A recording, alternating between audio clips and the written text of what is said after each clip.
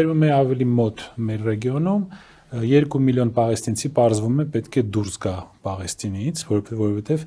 Իսրայելի լոբին այդպես է որոշել եւ նրանց որոշեցին ուղարկել Աֆրիկա։ Եթե հիշում եք Ադոլֆ Հիտլերը երկրորդ համաշխարհային պատերազմից առաջ ուզում էր հրեաներին արտաքսել Մադագասկար, չգիտեմ ինչու այդ Աֆրիկան սիրում են շատ այդ նպատակների համար։ Հիմա էլ ազատ աշխարհի լիդեր, ղեկավար Միացյալ Նահանգների նախագահը բաց ասում է, որ ժողովրդին 2 միլիոն մարդ պետք է դուրս գա իր երկրից,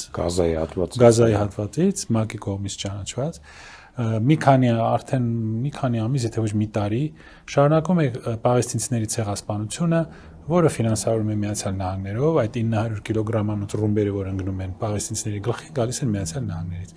Դրանով ղեկավարում է Իսրայելի լոբին, որը փաստորեն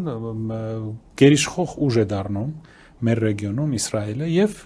ղեկավարում է Միացյալ Նահանգների արտաքին քաղաքականությունը։